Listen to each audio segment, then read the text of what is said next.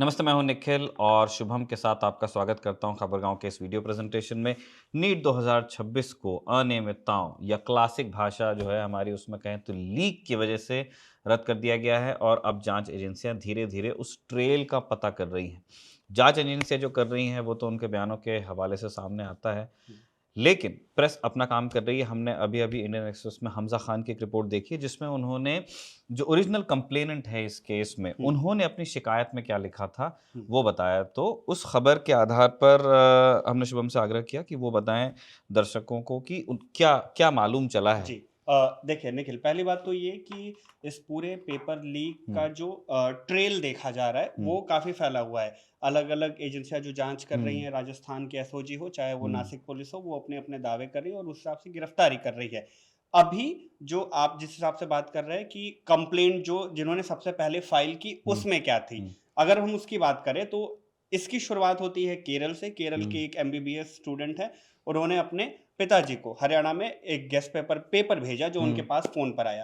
PG चलाने वाले उनके पिताजी उन्होंने उस पेपर को एक कोचिंग जो संचालक हैं हुँ। उनको दिखाया और पूछा कि क्या ये इसमें ये असली पेपर, है? हाँ, क्या हुँ, ये पेपर जैसा मिल रहा है? क्योंकि वो पीडीएफ था और हुँ, वो हाथ से लिखा हुआ था। हुँ, एग्ज़ैक्ट पेपर जैसा तो नहीं लग रहा था, हाथ से लिखा हुआ था, तो उन्हें लगा कि हो सकता है गेस्ट हुँ, पेपर हो या नोट्स हों। तो जब कोचिंग संचालक को ये दिखाया गया और उन्होंने देखा, ये 3 मई की बात है। हुँ, 3 मई को उन्होंने देखा और इसके हुँ, बाद क्या होता है, वो देखते हैं और पेपर से जब मैच करते हैं तो लगता है कि ये तो गड़बड़ी है। हुँ। बहुत फिर क्वेश्चन्स मैच हाँ, होते हैं। मैच कर रहे थे। फिर 3 मई का पूरा दिन बीतता है और रात 12 बजे के बाद यानी हुँ, कि 4 मई की रात डेढ़ बजे वो पहुँचते हैं पुलिस स्टेशन, उद्योग नगर पुलिस स्टेशन पहुँचते हैं, करीब हुँ। डेढ़ बजा था। सीकर में। हाँ, सीकर में। वहाँ पर जो हमज़ा खान की रिपोर्ट बताती है इसके मुताबिक उन्होंने वहाँ पर कागज़ों का एक पुलिंदा पेश किया और शिकायत करने की कोशिश की।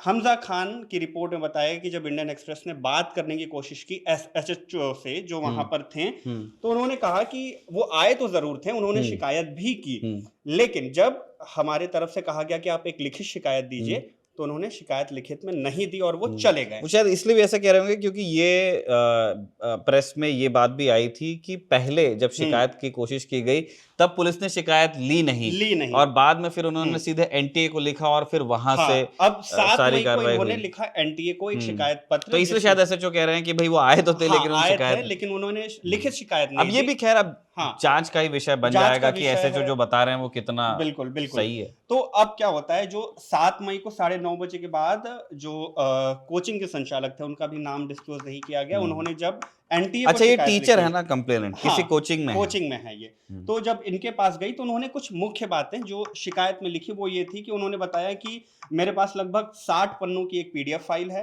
हुँ, हाथ से लिखा हुआ ये डॉक्यूमेंट है। इसमें केमिस्ट्री के 90 सवाल हैं और बायोलॉजी के 7 से 8 पन्ने पन्ने हैं। हैं।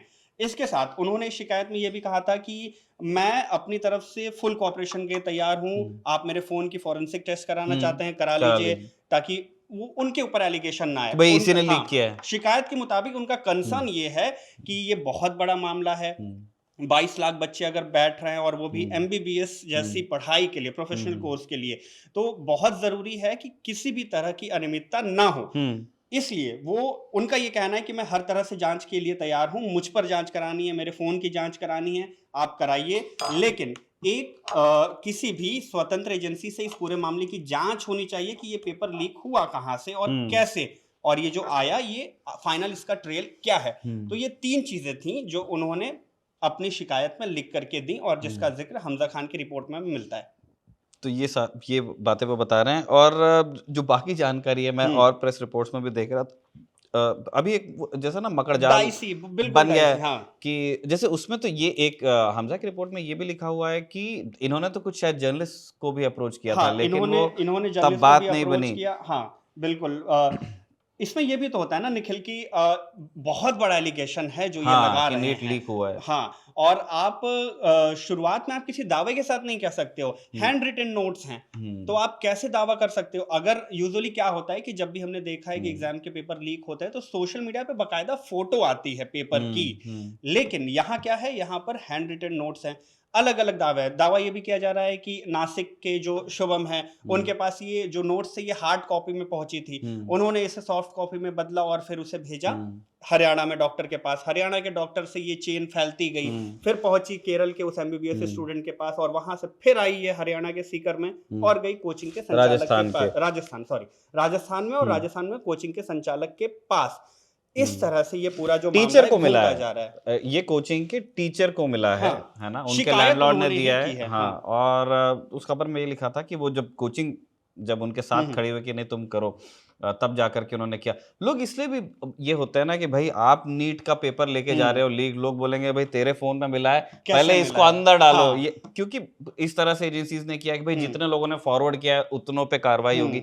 इस तरह की चीजें वो होती ट्रेल तो तलाशी जाएगी कि ये पीडीएफ इसका क्या ट्रेल रहा है, किस फोन से, किस डिवाइस से, कब कब कैसे आई है, और वो लगातार हो भी रहा है। जांच एजेंसी अपना काम कर रही है, छापेमारी हो रही है, गिरफ्तारी भी हो रही है, लेकिन अभी कोई एक पुख्ता जानकारी कोट अनकोट नहीं है कि एक्चुअल में पेपर लीक हुआ कहां से और कैसे हुआ। ये मान लिया गया और रद्द भी नहीं, कर दिया और गया। वो ये बड़ा इंटरेस्टिंग होगा शुभम हो। हम्म। अब जैसे जांच तो चलो एसबीआई सीबीआई के हम्म। पास है, और राजस्थान में तो एसओजी भी उसमें लगी हुई हुई है। है। चूंकि एसओजी का ये कहना है, राजस्थान की सीकर पुलिस का भी ये कहना है कि ये हो ना हो, ये नासिक में किसी प्रिंटिंग प्रेस से ये चीज हाँ। लीक हुई थी। अब सेम महाराष्ट्र पुलिस की भी एक जांच चल रही है जो इसको देख रहे हैं। मैं देख रहा था हाँ। कि उनका कहना है कि नहीं नहीं ये सीकर में लीक हुआ है। तो सीकर में अभी लीक हुआ है। अभी क्या है, चाहे फिर केरल में भी हो सकता है कुछ जांच हो, क्योंकि हाँ। वहां के भी कुछ लोगों तक पहुंचा था। तो अभी क्या होगा इसमें, फिर ये होगा कि नहीं नहीं मैंने सब कुछ सही किया था, ये हाँ, सामने वाले की गलती से बिल्कुल। हुआ है। क्योंकि ये बहुत बड़ा बड़ा फियास्को है सरकार के लिए। हम्म। सीकर एक इंटरेस्टिंग जगह इसलिए है क्योंकि 2024 में जब अनियमितताओं के इल्जाम लगे, जब सरकार ने ये एक्सेप्ट नहीं किया कि उनसे गलती हुई है, लेकिन उन्होंने बाद में मतलब वो नॉर्मलाइजेशन वाला जो मुद्दा था उसके अंदर कुछ मतलब आधा माना आधा नहीं माना टाइप की बात है। बहुत सारे एक्सपर्ट्स हैं इंक्लूडिंग माहेश्वर पेरी, मैं उनको देख रहा था, उनका कहना है कि वो भी लीक ही था, जिसको सरकार ने कन्फेस कभी नहीं किया कि उनसे लीक हुआ है, और फिर रिजल्ट आ गया था और प्रोसेस में बहुत आगे था मामला, इसलिए उन्होंने नहीं किया। इस बार रिजल्ट से पहले मालूम चला है, तब भी सीकर का ही नाम सामने आया था। उसके बाद से जो एग्जाम हो रहे हैं उसमें भी ये हो रहा है कि जो जो टॉप रैंक अचीव करने वाले लोग हैं उसमें सीकर के बच्चों का नाम आता है, और अच्छी बात है।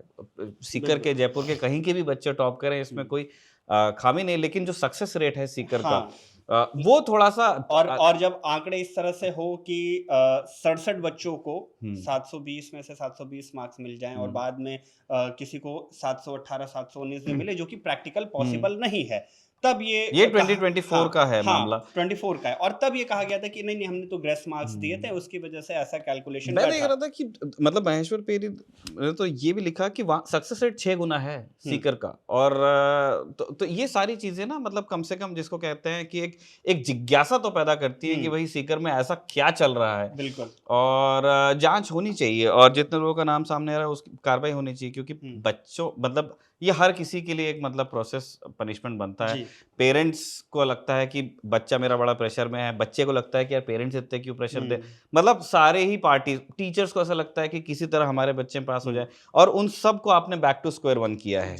निखिल, अभी हम कल ही ये स्टोरी भी कर रहे थे, आपसे डिस्कस भी कर रहे थे कि आप जो प्रेशर की बात कर रहे हैं, साल 2020 का नीट मुझे याद आता है, और विधि सूर्यवंशी का वो मामला याद आता है, छिंदवाड़ा की थी वो। हाँ, छिंदवाड़ा की थी, और वो क्या प्रेशर था उन पे, मतलब उनको उनके ओमार शीट से बताया जा रहा है कि आपके 590 मार्क्स हैं, लेकिन उन्होंने डिस्प्ले पे देखा 6 मार्क्स और वो प्रेशर बर्दाश्त नहीं कर पाए, और एलिजिडली ये बोला जाता है कि भाई उसके बाद उसके बाद उन्होंने 4 दिन बाद कर लिया सुसाइड। तो ये जो प्रेशर है ये 22 लाख बच्चों पर तो है ही, उनके परिवारों पर भी है, और अब शायद जब इतना प्रेशर बढ़ रहा है तो एजेंसियों पर भी है कि जल्दी पता किया जाए कि इन्होंने किन लोगों ने इस पेपर को लीक कराया। पर कोशिश यही है कि अगर आज पता चल जाए कि लीक किसने कराया और गिरफ्तार भी हो जाए, तो ये श्योर होना जरूरी है कि अगली बार अगला एग्जाम, आप इस एग्जाम में एक गिरोह को पकड़ लेते हैं, अगला गिरोह अगले एग्जाम के लिए तैयार बैठा है। कब तक ये चलता रहेगा पता नहीं। इस मामले में अभी तक की यही जानकारी थी, आगे जो भी अपडेट होगी आप तक सब कुछ पहुंचाया जाएगा। फिलहाल बस इतना ही। मेरा नाम शुभम है, मेरे साथ निखिल हैं। आप देखते रहिए खबरगांव।